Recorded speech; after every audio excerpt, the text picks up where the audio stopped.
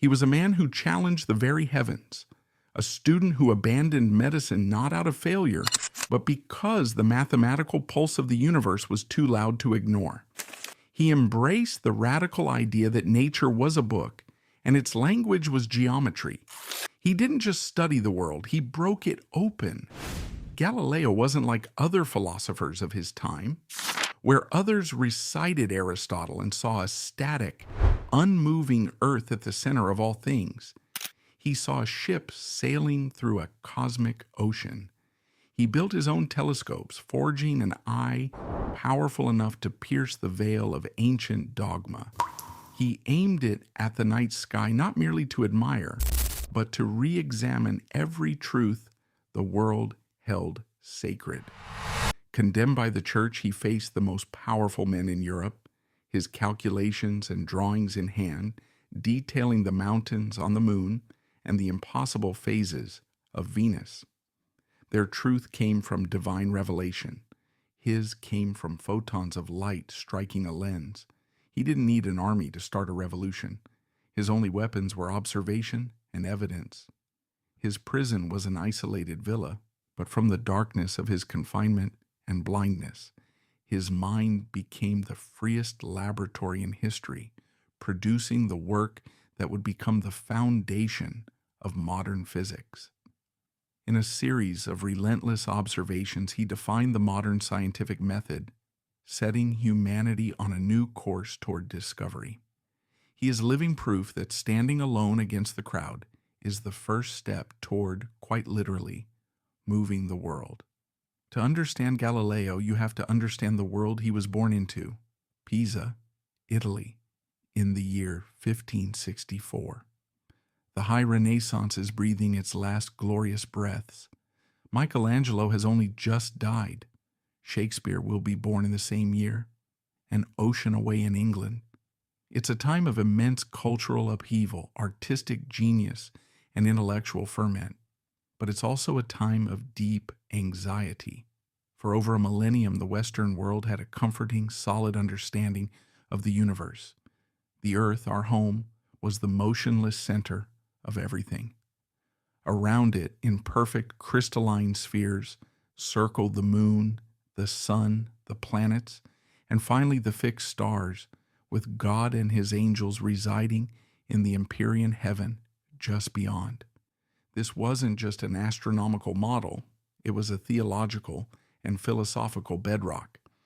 Proposed by the Greek philosopher Aristotle and mathematically refined by Ptolemy, this geocentric universe affirmed humanity's special place in God's creation. Every passage in Scripture that spoke of the sun rising and setting, or of the earth being a firm foundation, reinforced this cosmic order. It was neat, it was tidy, and it was sacred. But cracks were beginning to appear in this perfect facade. A few decades before Galileo's birth, a Polish canon named Nicolaus Copernicus had published a radical, almost heretical book on the revolutions of the heavenly spheres. He proposed that the sun, not the earth, was the center of the universe, and that our planet was just one of several that orbited it. For the most part, the church and the academic world treated it as a clever mathematical trick, a useful hypothesis for calculating planetary positions, but not a description of physical reality. The idea that our solid, stable Earth was actually hurtling through space was, frankly, absurd. It contradicted common sense, it contradicted Aristotle, and most dangerously, it seemed to contradict the Word of God. Into this world of shifting certainties came Galileo Galilei, son of Vincenzo Galilei, a professional musician and music theorist. This family background is more important than it seems. Vincenzo was no mere entertainer. He was a revolutionary in his own right. He conducted experiments with strings and weights to challenge ancient theories of musical harmony, arguing that truth should be based on direct experience and experimentation, not on the dusty authority of long-dead philosophers. The rebellious empirical spirit of the father would burn even brighter in the son. From his earliest days, Galileo inherited a deep-seated suspicion of unquestioned authority and a belief that the truth could be found not in old books, but by looking at the world with one's own eyes. This simple, powerful idea would be the source of both his greatest triumphs and his ultimate downfall. But the path to becoming a scientific revolutionary is rarely a straight one. Before he was a physicist, Galileo was very nearly a monk. After his family moved from Pisa to the cultural heart of the Renaissance, Florence, he was sent for his formal education to the Vallombrosa Abbey, a monastery nestled in the hills outside the city. Here, he proved to be a brilliant student, but his talents were not initially scientific. He was a true man of the Renaissance, showing remarkable skill in both music and art. He became an accomplished lute player like his father, and his skill at drawing was so exceptional that prominent Florentine artists of the day believed he had the talent to become a master. He was so captivated by the contemplative and scholarly life of the monks that, as a teenager, he entered the order as a novice, fully intending to dedicate his life to the church. Vincenzo, however, would have none of it. Horrified that his brilliant eldest son would abandon a worldly career for a life of monastic poverty, he rushed to the abbey and withdrew Galileo, using the pretext that his son needed treatment for an eye infection. His father's vision for him was clear. Galileo was to pursue a respectable and, more importantly, a profitable profession. That decision led directly to his next chapter. Galileo's early life was marked by a brilliant but restless intellect. His father, ever practical, sent him to the University of Pisa to study medicine, a sure path to financial security. But for a mind like Galileo's, the university was a kind of prison. The lectures, which consisted mostly of professors reading directly from the ancient texts of Galen and Aristotle, felt stifling. In the rigid academic culture of the 16th century, the goal was not to question, but to memorize, not to discover, but to demonstrate one's mastery of the accepted ancient authorities. Galileo, who had been taught by his father to trust his own senses, found this unbearable. His sharp, argumentative nature, his refusal to accept a statement simply because Aristotle had written it, soon earned him the nickname the Wrangler. It wasn't an affectionate title. It marked him as a troublemaker, a young man who simply refused to show the proper deference. One of the most famous stories from this period, though likely embellished over time, captures the essence of his unique mind. As a young man, supposedly sitting through a monotonous service in the Pisa Cathedral, his restless attention was drawn to a great bronze chandelier swinging overhead. The sacristans had lit the lamps and, in doing so, had set it in motion. While others listened to the liturgy, Galileo watched the lamp, and a question sparked in his mind. Using the steady beat of his own pulse as a timer, he made a counterintuitive and remarkable observation. Whether the lamp was swinging in a wide, energetic arc or a small, gentle one, it seemed to take the same amount of time to complete a full swing. This was the principle of the pendulum's isochronism. While others saw a swinging lamp, Galileo saw a hidden law of physics, a perfect regularity in the seemingly chaotic world. But he didn't stop there. His mind immediately leaped to a practical application. He designed a small, simple device he called a pulsilogium. It was essentially a weight on a string whose length could be adjusted. A doctor could shorten or lengthen the string until the pendulum's swing perfectly matched the rhythm of a patient's pulse. The length of the string then provided a reliable, repeatable measurement of the pulse rate, a huge improvement over the subjective methods of the time. The pure physical principle became an invention, ironically, for the very field of medicine he was so eager to escape. but the true significance of that moment in the cathedral would echo throughout his entire life. This observation was the seed of a far grander idea that would preoccupy him even in his final years. Decades later, as an old and blind man under house arrest, he would use this same principle to design the world's first pendulum clock, the key to truly accurate timekeeping. Though he would not live to see it built, the concept was born in that flash of youthful insight.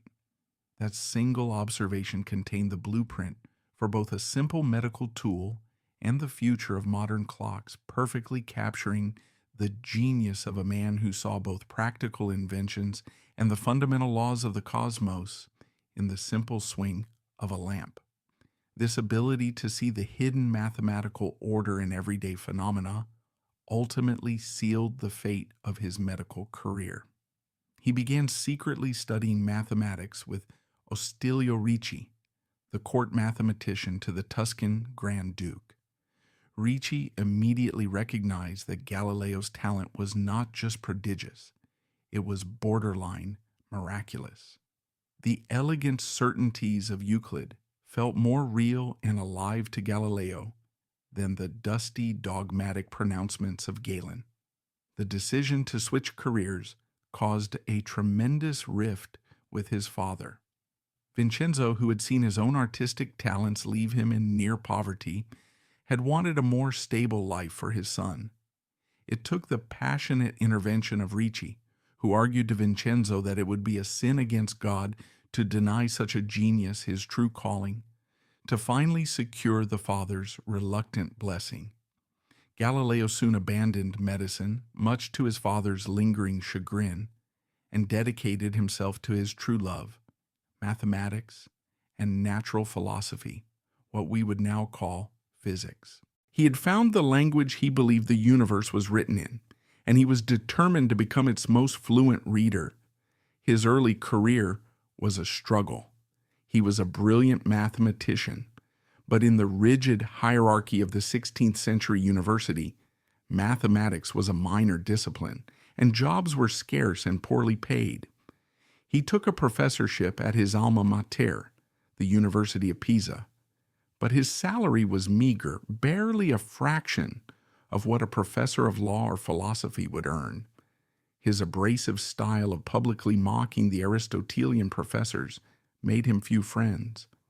It was during this time that the famous, if perhaps legendary, incident at the Leaning Tower of Pisa is said to have occurred, to challenge Aristotle's assertion that heavier objects fall faster than lighter ones. Galileo supposedly climbed the tower and dropped 2 cannonballs of different weights, showing the assembled crowd that they hit the ground at the same time. Whether it happened exactly that way or not, the story perfectly captures his provocative style. He didn't just want to be right, he wanted to publicly demonstrate that the old authorities were wrong. Unsurprisingly, he didn't last long in Pisa. He eventually secured a much better position at the prestigious University of Padua. The move was a liberation. Padua was part of the more liberal Republic of Venice, a bustling, independent maritime power famously resistant to the authority of Rome. It was a place where new ideas were welcome, especially if they had practical applications. For nearly 2 decades, from 1592 to 1610, Padua was his home. Here, in this vibrant intellectual atmosphere, he taught, he tinkered, and he built a reputation as a formidable intellect. Yet these golden years were also fraught with personal and financial difficulties. His father had died, leaving Galileo, as the eldest son, legally responsible for his mother, his siblings, and a significant dowry for his sister, a debt that would haunt him for years. He never married his long-term partner, Marina Gamba, and their 3 children, Virginia, Livia, and Vincenzo, were born illegitimate, a serious social stigma that would drastically limit their future prospects, particularly for his daughters. Supporting this extended family on a professor's salary was a constant strain. This pressure forced Galileo to be not just a pure academic, but an inventor and entrepreneur. He opened a busy workshop at his home, even hiring a live-in craftsman, Marcantonio Mazzolini, to keep up with production. He crafted and sold a variety of scientific instruments, but his most successful product was the geometric and military compass. This was a brilliant, versatile device, a kind of early pocket calculator. For a soldier, it could calculate the correct elevation for a cannon to hit a target. For a merchant, it could calculate interest rates. For a surveyor, it could measure the height of a building. He even wrote and sold an instruction manual to go with it, a testament to his entrepreneurial spirit. He was a practical man, with his feet firmly on the ground, solving earthly problems of money and mechanics. But his eyes were about to be turned toward the heavens, and everything was about to change. The year was 1609. News came to Venice, carried on the currents of trade and gossip, of a curious Dutch invention. A spectacle maker named Hans Lippershey had applied for a patent on a spyglass that could make distant objects appear closer. To most, it was a novelty, a toy for merchants to spot ships at sea, or for the wealthy to amuse themselves at the theater. But for Galileo, the news was a lightning bolt. While others saw curiosity, his mind immediately leaped to the underlying physics. He realized the principle must be based on the science of optics, a field he had studied, and he knew that if the rumor was true, he could build one himself. He was uniquely positioned to succeed. He lived near Venice, the heart of the world's finest glassmaking. He possessed a deep theoretical understanding of refraction. And, crucially, he was not just an academic, he was a skilled craftsman with his own workshop. He didn't wait to see a Dutch model. Working from the description alone, he deduced the likely arrangement of lenses, and within a single day had built his own 3-power version, a functional proof of concept. But for Galileo, that was just the beginning. The real work was in the refinement, a painstaking process of trial and error that required immense skill and patience. Grinding and polishing lenses by hand to achieve a perfect smooth curve without distorting the image was more of an art than a science. He must have spent countless hours hunched in his workshop, testing different types of glass, experimenting with different focal lengths, and meticulously polishing his creations. Within days, he had improved his initial model to 8-power, and then, after weeks of relentless effort, to a powerful 20-power instrument. His telescope was not an invention, but a reinvention, and a vast improvement so profound that it became an entirely new thing. He had transformed a crude novelty into the most powerful scientific instrument the world had ever seen. His first move was a brilliant piece of political and financial maneuvering. In August of 1609, Galileo invited the Doge and the entire Venetian Senate to the top of the St. Mark's Campanile, the tallest point in the city, for a demonstration. From that windy perch, with the whole of the Venetian lagoon spread out below them, he presented them with his powerful new instrument. He was a master showman. He had them look out towards the sea, where with the naked eye nothing but water could be seen. Then he offered his spyglass to the Doge. The aging ruler put his eye to the lens and gasped. Far out on the horizon, a ship that was a full 2 hours away from port was clearly visible, its sails and rigging identifiable. The senators were astounded. For a maritime republic whose power and wealth depended on control of the seas, this was not a novelty. It was a weapon of immense strategic importance. They immediately understood its value in both war and commerce. With great ceremony, Galileo gifted the invention and its secrets to the Republic of Venice. In a stroke of gratitude, the Senate doubled his salary to an impressive 1,000 florins per year and guaranteed his tenure at the university for life. At first, Galileo was ecstatic. He had secured his financial future, but he soon realized the deal was a gilded cage. The for-life appointment meant his salary was now fixed, with no chance for future raises. He had traded future prospects for immediate security. This subtle dissatisfaction began to fuel a new ambition: to find a patron who could offer not just money, but the freedom to pursue his own research without the obligation of teaching. His true ambition wasn't military or commercial, it was cosmic.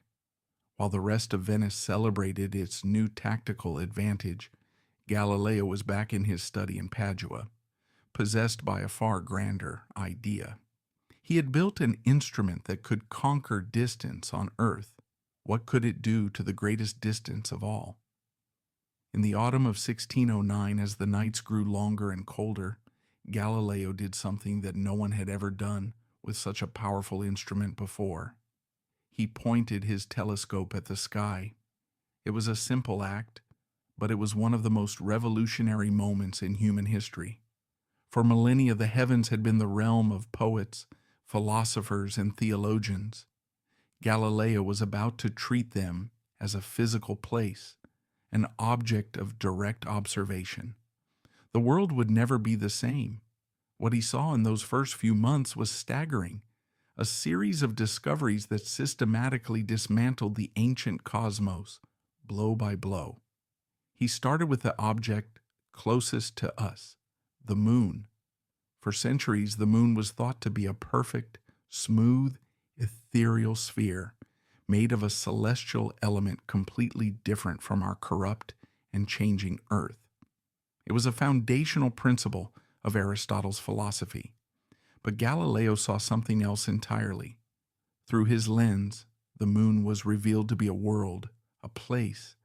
He spent night after night at his telescope, meticulously sketching what he saw in beautiful, detailed ink drawings. He saw mountains casting long, dark shadows across lunar plains, their peaks catching the first light of sunrise, just as they do on Earth. He saw vast craters and valleys scarring its surface. Using his knowledge of geometry, he even measured the length of the shadows to calculate the height of the lunar mountains, finding them to be comparable to, if not taller than, the mountains of Earth. The barrier between the perfect, unchanging heavens and the imperfect Earth had been decisively breached. The moon was not a perfect orb. It was another rocky, imperfect world just like our own. Next, he turned his attention to the stars. The Milky Way, a faint cloudy band across the night sky, resolved into something breathtaking. A dense, uncountable swarm of individual stars, packed so tightly together that their light blended into a celestial haze for the naked eye. He pointed his telescope at what were thought to be nebulous clouds, like the Beehive Cluster, and found they too were not clouds at all, but glittering congregations of dozens of stars. The universe was suddenly vastly larger, vastly more populated, and far more complex than the cozy, finite cosmos of Aristotle. The old model of a few thousand stars fixed to a single crystalline sphere began to look increasingly inadequate. But the discovery that would truly shake the foundations of the old world came in a single remarkable week in January of 1610. Pointing his telescope at Jupiter, he noticed 3 small faint stars nearby, all in a straight line, which he duly noted in his logbook. He assumed they were fixed stars, but when he looked again the next night, he was shocked to see they had moved relative to Jupiter. This was bizarre. If they were background stars, they should have been left behind as Jupiter moved. He tracked them night after night with a growing feverish excitement. Clouds obscured his view for one agonizing night. But when he looked again, the positions had changed once more. He soon found a fourth. He watched them dance, appearing and disappearing, realizing they must be passing behind and in front of the planet. The conclusion was inescapable, and it was a bombshell. These were not stars. They were moons, 4 celestial bodies that were clearly and undeniably orbiting the planet Jupiter. This was the fatal blow to the old cosmology. The entire geocentric model rested on one absolute principle, that everything in the heavens circled the Earth. Yet here, in plain sight, was a mini solar system, a center of motion that was most definitely not the Earth. This direct observation of a celestial body not orbiting the Earth was more than a discovery. It was proof. For Galileo, this was a profound revelation. If Jupiter could have moons, then the Earth could be a planet. And the Copernican system, with the sun at the center, was not just a mathematical curiosity. It was a physical reality. Realizing the monumental importance of his discoveries, Galileo rushed to publish. He wrote his findings in a short, explosive book called Sidereus Nuncius, or The Starry Messenger. In a shrewd political move to secure patronage from the powerful ruler of Tuscany, he named the moons of Jupiter the Medicean stars in honor of Cosimo II de' Medici and his brothers. The book was an overnight sensation, making Galileo the most famous and controversial scientist in Europe. He was lauded in the courts of Rome and Florence, celebrated by poets and artists. He left his post in Padua for the more prestigious and better paid position of chief mathematician and philosopher to the Grand Duke of Tuscany. He had reached the pinnacle of his career. He was a superstar. But he had also set himself on a collision course with the most powerful institution in the world, the Catholic Church. His newfound fame magnified both his genius and his most dangerous flaw, his arrogance. Galileo was not a man who suffered fools gladly, and he wielded his wit like a weapon. By choosing to write in a sharp, witty Italian vernacular instead of the formal Latin of the universities, he was deliberately bypassing the academic gatekeepers. He was taking the argument to the public square, and his opponents hated him for it. His public feuds were legendary and deeply personal. He entered into a bitter dispute with the powerful Jesuit astronomer Christoph Scheiner over who had first discovered sunspots, a feud that turned a potential scientific rival into a lifelong influential enemy who would later work against him in Rome. This was Galileo's way. He didn't just want to win the argument, he wanted to intellectually conquer and humiliate his opponents. His continued observations only provided more ammunition for these battles. He and Scheiner both observed sunspots, dark blemishes that moved across the surface of the sun. To preserve the Aristotelian idea of a perfect, unblemished sun, Scheiner initially argued that the spots must be tiny planets orbiting very close to it. But Galileo, through meticulous, repeated observations, proved him wrong. He demonstrated that the spots change shape as they approach the edge of the sun's disk, foreshortening exactly as a feature on a rotating sphere would. This proved two revolutionary things at once. The sun was not a perfect orb, and it rotated on an axis. The heavens were not as serene or as simple as the ancients had believed. Most damningly, he observed the phases of Venus. This discovery was the definitive knockout blow to the old system. The two models of the universe, Ptolemy's and Copernicus's, made a clear and contradictory prediction about Venus.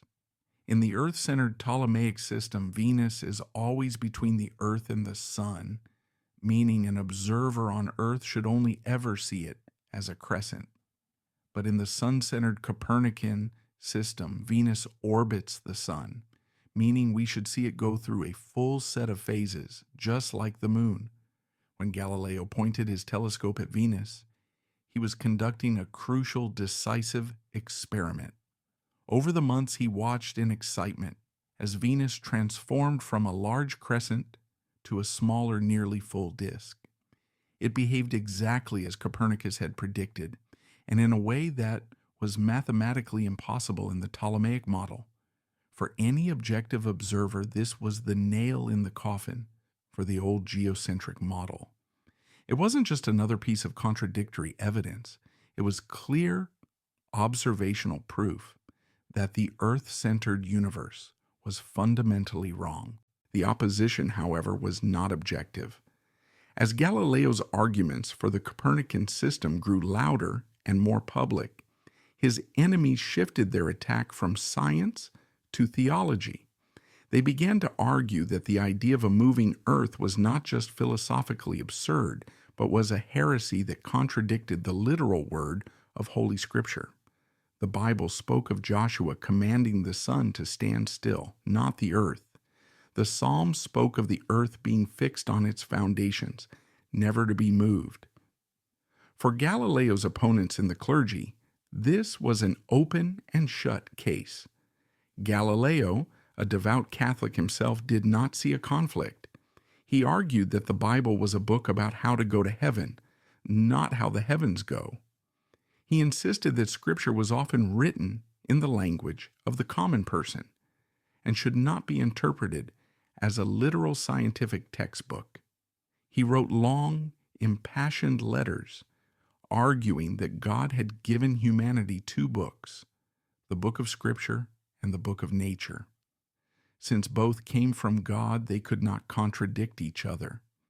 If an apparent contradiction arose, it meant that our interpretation of Scripture was wrong. This was a sensible position, but it was also a dangerous one. In the fraught climate of the Counter-Reformation, a layman telling theologians how to interpret the Bible was stepping on very dangerous ground. By 1616, the storm had broken.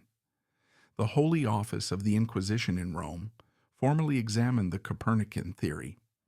Their theological consultants concluded that the proposition that the sun is the center of the universe was foolish and absurd in philosophy and formally heretical, and that the proposition that the earth moves was at least erroneous in faith. Copernicus's book was placed on the index of forbidden books, pending correction.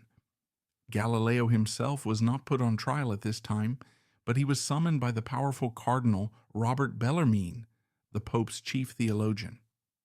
Bellarmine, a brilliant and respected Jesuit, privately warned Galileo.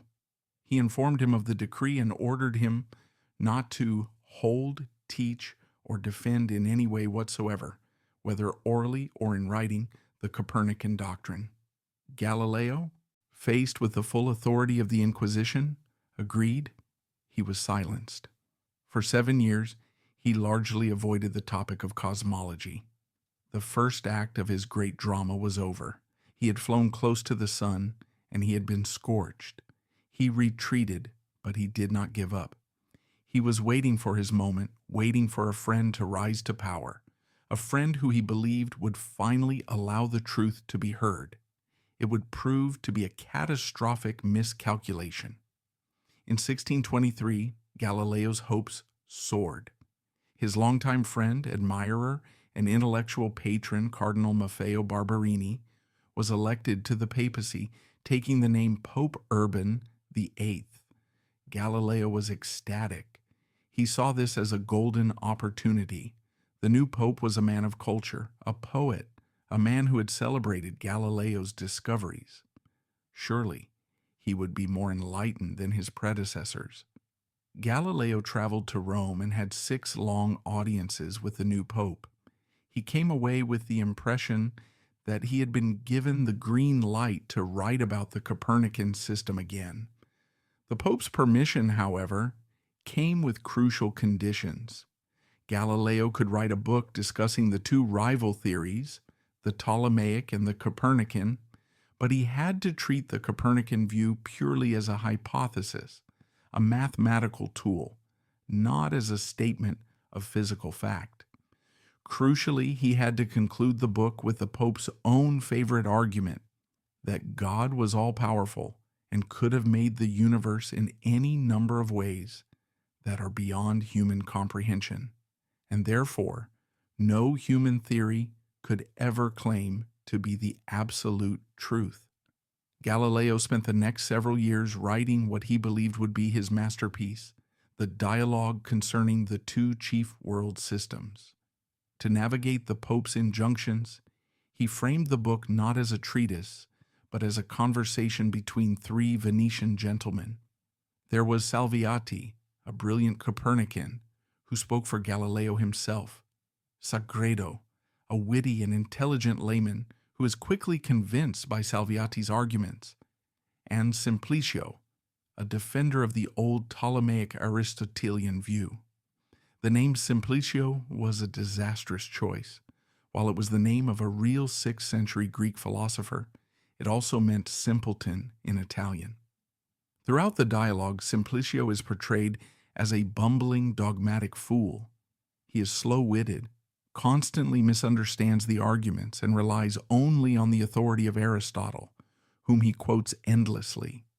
Salviati, by contrast, demolishes his arguments with elegant logic, wit, and evidence from the telescope.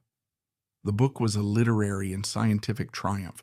It was written in lively Italian, it was accessible, and it was utterly, devastatingly persuasive.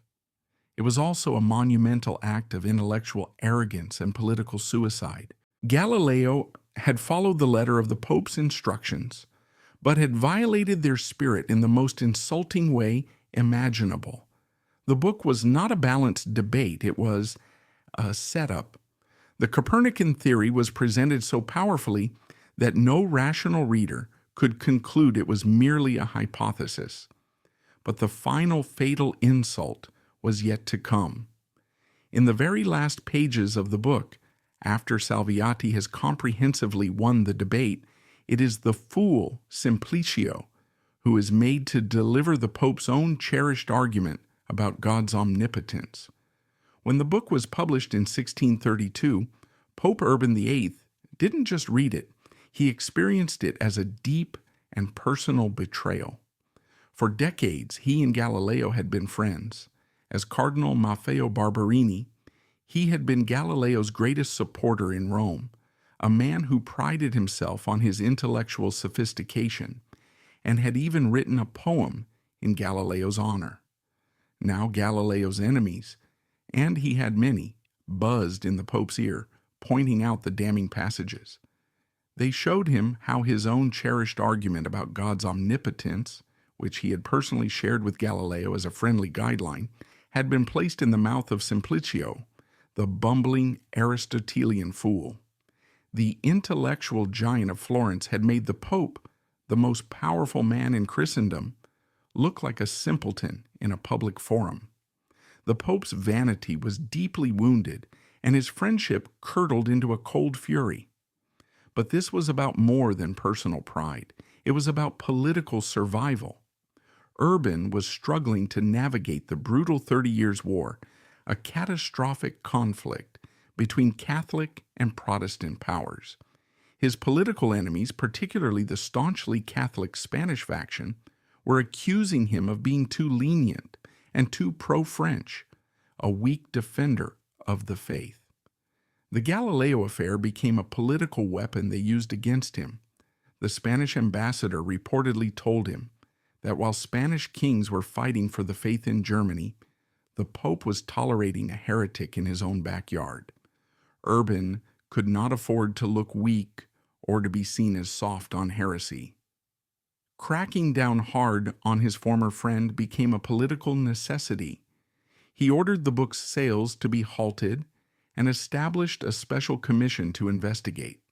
His enemies quickly dug up the file from 1616 and found what they were looking for.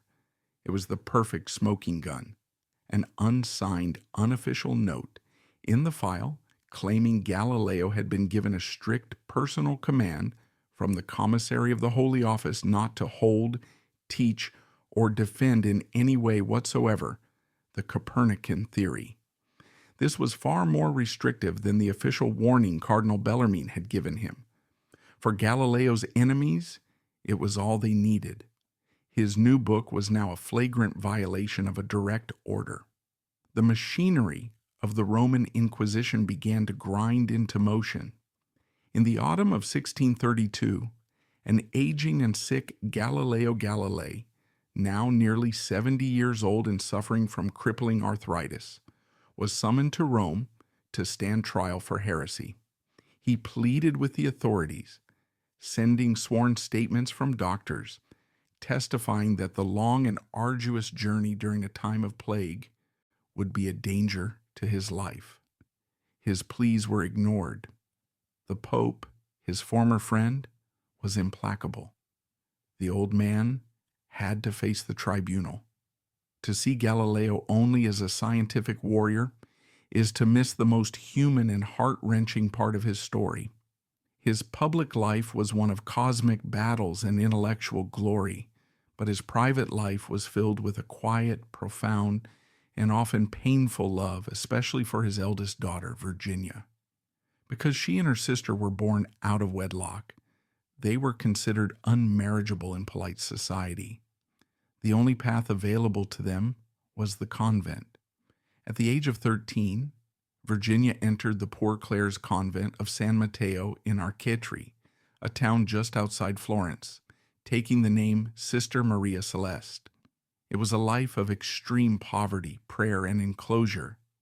The convent of San Matteo was known to be dilapidated, damp in the winter and sweltering in the summer, and the nuns often suffered from ill health and poor nutrition.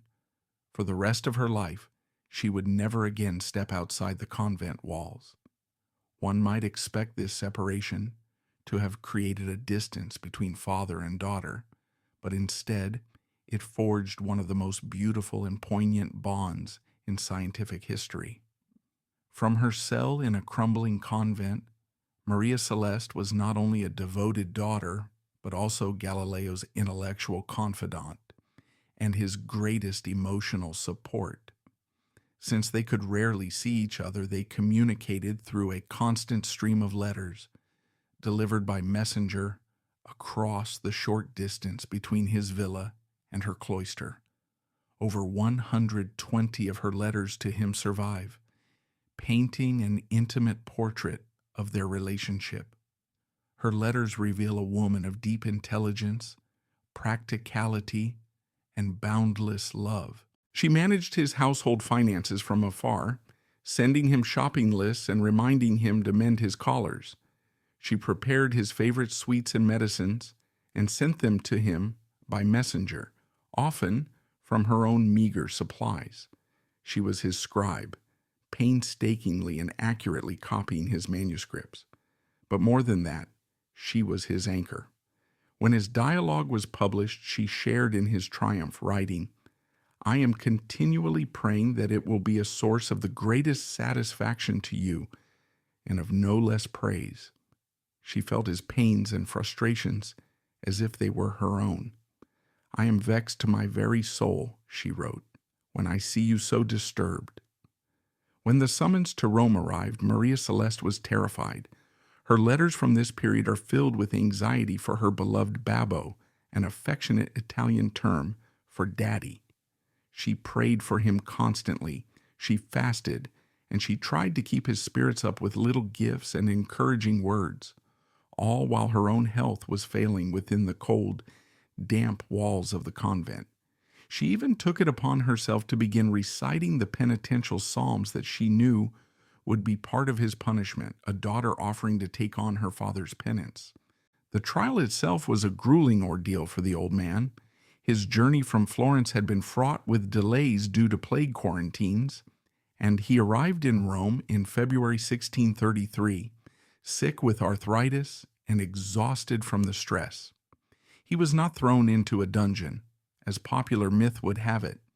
Instead, in a masterful act of psychological manipulation, he was treated with a degree of respect, housed in a comfortable multi-room apartment within the Holy Office building, in the very quarters of the chief prosecutor.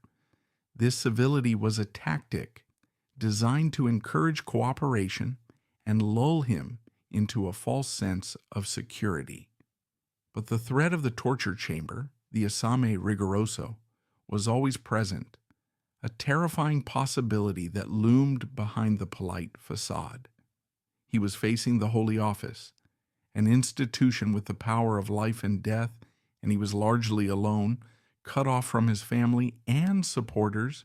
He was interrogated multiple times over several months, a slow, grinding process designed to wear him down. The prosecutors focused not on the scientific arguments of his book, but on the single damning charge of disobedience. They produced the 1616 injunction, claiming he had violated a direct order not to teach Copernicanism in any way whatsoever. In his defense, Galileo produced his own evidence, a signed certificate from the esteemed Cardinal Bellarmine himself, also from 1616, which stated only that he had been warned not to hold or defend the theory. His certificate made no mention of the stricter phrase. He argued weakly that his dialogue did not defend the Copernican view, but merely presented it as a hypothesis, just as the Pope had permitted. But the court was not interested in debate. It was designed to secure a confession. When Galileo held firm, the Commissary General of the Inquisition visited him privately. He essentially offered Galileo a plea bargain under duress. The Pope was furious, and a guilty verdict was inevitable.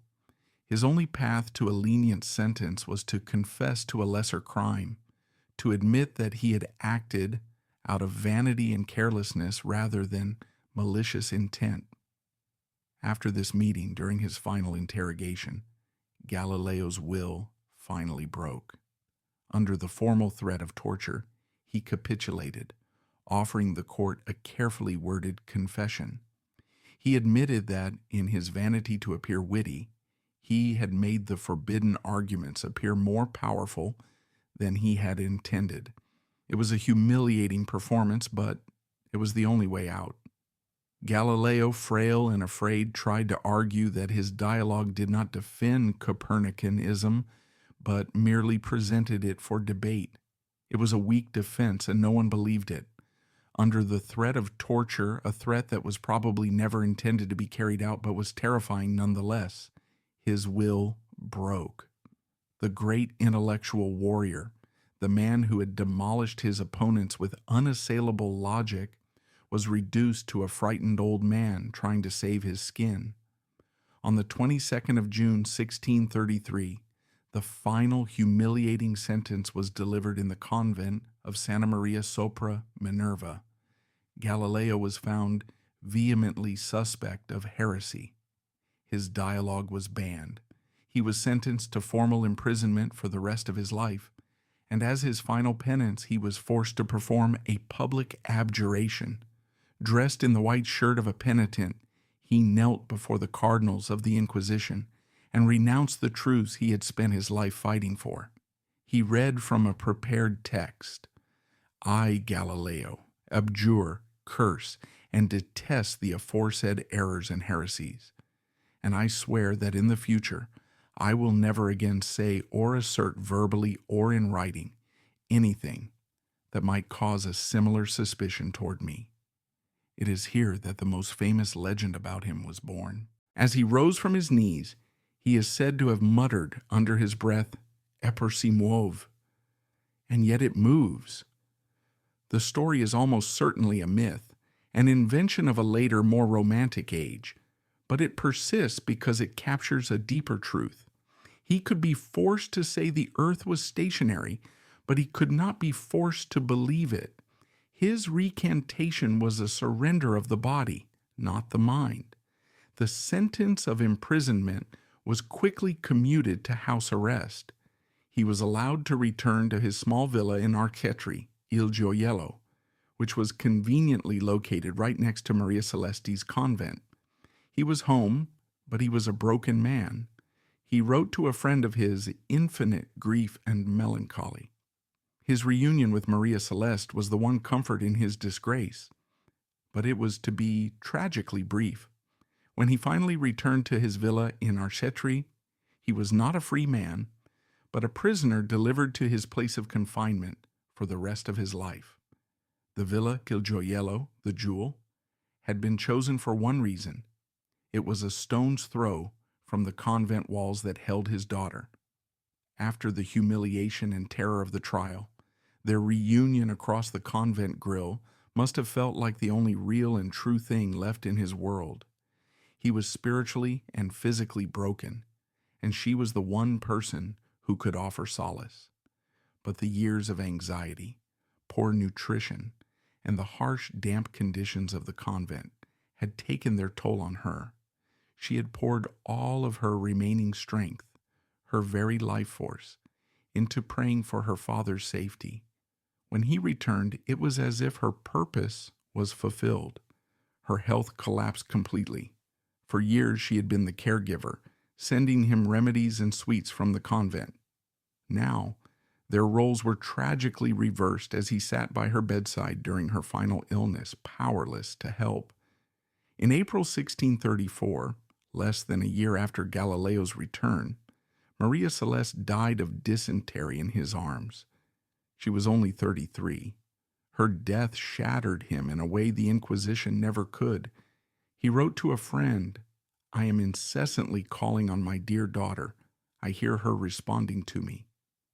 The loss of his confidant, his woman of exquisite mind, plunged him into a depression so deep that his friends feared for his life. He was filled with what he called a vast and perpetual melancholy, and wrote that he had grown to abhor his own name.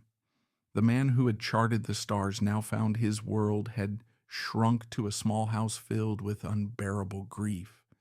To compound his suffering, his health continued to decline. The eyes that had revolutionized humanity's understanding of its place in the cosmos began to fail him. It was a slow, agonizing process over the next few years, a gradual fading of the light, first in his right eye, then his left. The man who had spent years meticulously grinding lenses to extend human sight was now losing his own to cataracts and glaucoma. The irony was cruel and absolute. "This universe," he wrote, "which I have extended 100 and 1,000 times beyond the limits previously seen by the wise men of all past centuries, has now for me shrunk and diminished to the scanty space which I myself occupy." It's tempting to view Galileo's trial as a simple morality play. Science the hero, religion the villain. This narrative, popularized in the 19th century, is powerful, but it flattens a far more complex and interesting reality. The Galileo affair was not a straightforward battle between reason and faith. It was a perfect storm of politics, personality clashes, institutional anxiety, and genuine theological debate.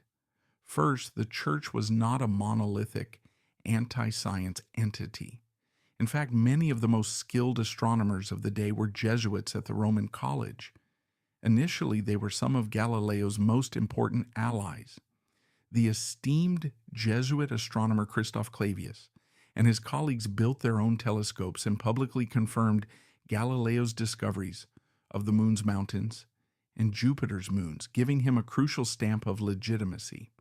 But these men were also his rivals. He engaged in a bitter and insulting feud with another Jesuit, Christoph Scheiner, over who had discovered sunspots first. These academic rivalries created personal animosities, meaning that some of the very men who knew his science was sound were also quietly pleased to see him humbled. Cardinal Bellarmine himself, the man who delivered the 1616 warning, did not reject the possibility of a moving earth out of hand. His position was one of cautious intellectual humility. He argued that if there were irrefutable proof that the earth moved, then theologians would have to reconsider their interpretation of Scripture. But in 1616, he did not believe that proof existed. The definitive proof everyone was looking for was stellar parallax, the tiny apparent shift in a star's position as the Earth orbits the Sun. Galileo could not find it. The stars were simply too far away for his instruments to detect the minuscule effect.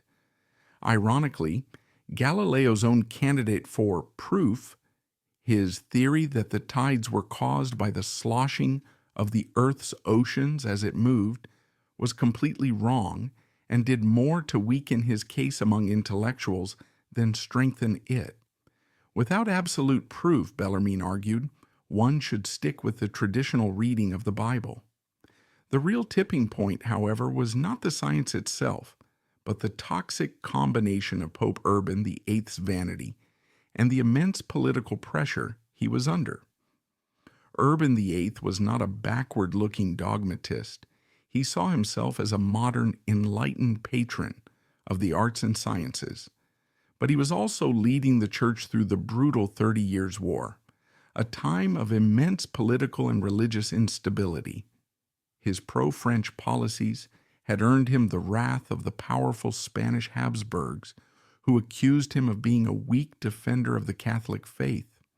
When Galileo's dialogue appeared, the Spanish ambassador in Rome used it as a weapon, essentially telling the Pope that he was allowing heresy to flourish in his own city. The trial was driven as much by the Pope's need to perform his doctrinal purity for his political enemies as it was by the book's content. Galileo, for his part, was his own worst enemy. A more diplomatic man might have navigated the treacherous political waters of Rome, but Galileo was a polemicist who savored intellectual combat. He used mockery and sarcasm as weapons, turning potential allies into bitter enemies. He refused to compromise, refused to soften his language, and fundamentally misread the political situation. He believed his friendship with the Pope and the power of his arguments would protect him. He was tragically wrong. He poked the bear once too often, and the bear, feeling threatened and insulted, mauled him. This brings us to the lingering historical controversy. Was Galileo framed? The key piece of evidence used against him in 1633 was an unsigned minute from the 1616 meeting, which stated that he had been personally ordered not to teach or defend Copernicanism in any way whatsoever. This was far stricter than the official signed warning given by Cardinal Bellarmine, which Galileo possessed. Galileo claimed he never received this personal, stricter injunction. Some historians speculate that this document may have been forged or planted in the file by Galileo's enemies between 1616 and 1632 to ensure his conviction. The historical record is ambiguous, but it adds another layer of political intrigue and injustice to the story. Finally, what of his recantation? Was he a coward who betrayed the cause of scientific truth? Or was he a pragmatist who saved his life to continue his work? It's a question without an easy answer. The ghost of Giordano Bruno, a philosopher burned at the stake in the very same city in 1600, loomed large. Bruno's heresies were far broader and more theological. He believed in an infinite universe and denied the divinity of Christ. But his terrible fate was a stark and recent reminder that the Inquisition was not playing games. By recanting, Galileo avoided a similar end. In doing so, he gave himself 9 more years of life, years of darkness and confinement, but also years of incredible intellectual productivity.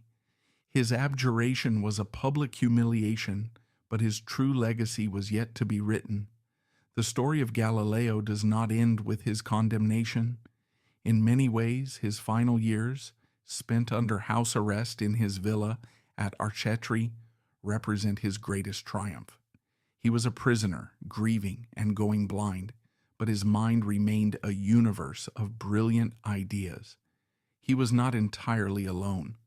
A small circle of devoted pupils, most notably the young Vincenzo Viviani, came to live with him, acting as his eyes, his hands, and his scribes. The image is one of the most poignant in the history of science. The blind old master, the intellectual giant of his age, sitting in his chair, his mind's eye seeing the universe with perfect clarity, dictating the very foundations of modern physics to the loyal students at his feet. Forbidden from writing about cosmology, he returned to the problems in physics that had fascinated him as a young man, the problems of motion, of falling bodies, of the strength of materials. He began to dictate his final and arguably most important book. In a last act of quiet defiance, he framed it as a dialogue between the same three characters from his infamous dialogue, Salviati, Sagredo, and Simplicio. The book, Discourses and Mathematical Demonstrations Concerning Two New Sciences, had to be smuggled out of Italy page by page in a clandestine operation and was published in the Netherlands in 1638, where the power of the Inquisition could not reach. This book had nothing to do with the stars and everything to do with the world around us. It laid the foundations for the modern science of mechanics. In it, Galileo described his experiments with rolling balls down inclined planes, showing that the distance they travel is proportional to the square of the time. He established the law of falling bodies, demonstrating that in the absence of air resistance, all objects fall at the same rate regardless of their weight. He essentially invented the modern scientific method, combining careful experimentation with mathematical analysis. While the dialogue had looked outward to the cosmos, the two new sciences looked inward to the fundamental laws that govern our physical world. It was this book, more than any other, that Isaac Newton would build upon to create his own revolutionary synthesis of physics a generation later. It was a quiet, profound victory. The church could imprison his body and silence his tongue on the matter of the heavens, but it could not stop his mind from revolutionizing our understanding of the earth itself. Galileo died in 1642, still under house arrest, at the age of 77. The Grand Duke of Tuscany wanted to give him a grand funeral and bury him in a magnificent tomb in the main body of the Basilica of Santa Croce in Florence, alongside other great Florentines like Michelangelo. But Pope Urban VIII, his former friend, forbade it. The Pope's animosity was so great that he declared the heretic could not be publicly honored, and so Galileo was buried in a small, unmarked grave in a side chapel. But truth has a way of working itself out. As the decades and centuries passed, the scientific worldview that Galileo had championed became the accepted reality. In 1737, his body was finally exhumed and reinterred in the grand tomb in Santa Croce that had been built for him, the honor he had been denied at his death. During the move, an admirer snipped 3 fingers, a tooth, and a vertebra from his remains as scientific relics. Today, the middle finger of his right hand is displayed in the Galileo Museum in Florence, defiantly pointing to the sky. The church itself slowly and quietly began to back away from its condemnation. In 1758, the general ban on books teaching Copernicanism was lifted from the index of forbidden books, and in 1835, Galileo's dialogue was finally dropped from the list. The final act of reconciliation, however, took until the late 20th century. In 1979, Pope John Paul II established a commission to re-examine the Galileo affair. After 13 years of study, the Pope gave a speech in 1992, 359 years after the trial, in which he formally admitted that the Church had made a mistake. He acknowledged that the theologians who condemned Galileo had failed to properly distinguish between the literal interpretation of Scripture and the underlying truth it conveys. It was a historic admission of error and a final vindication for the stubborn, brilliant Pisan. This final historic vindication closed the chapter on his long conflict with the Church. But to understand his complete legacy, we must look beyond the verdict of history to the man himself. In the end, Galileo's life was one of profound and beautiful contradictions. He was a devout Catholic who was condemned as a heretic. He was a celebrated genius who died a prisoner. He revealed the vastness of the universe, only to have his own world shrink to the size of a single room. He was a flawed and arrogant man, yet his dedication to truth was absolute. His real victory was not won in the courtroom, nor was it muttered in a defiant whisper as he rose from his knees. His victory was quieter, slower, and far more complete. It was the victory of evidence over dogma, of curiosity over certainty. It is the simple fact that today every child learns in school that the earth is a planet and that it orbits the sun. The truth that he was forced to renounce is now the common knowledge of humanity. When we look back at Galileo, we should see more than just the martyr of science. We should see the devoted father reading and weeping over the letters from his cloistered daughter. We should see the ambitious inventor desperately trying to provide for his family. We should see the sharp-witted polemicist delighting in a good argument. And we should see the blind old man in the darkness of his final years, his mind still ablaze with light, dictating the very book that would become the foundation of modern physics. He lost his battle, but in doing so, he ensured that the war for a new way of understanding the universe would ultimately be won. He showed us that even when forced into darkness, the human mind can still reach for the stars. And that legacy, like the light from a distant star he once observed, has been traveling towards us ever since, illuminating our world long after its source was extinguished.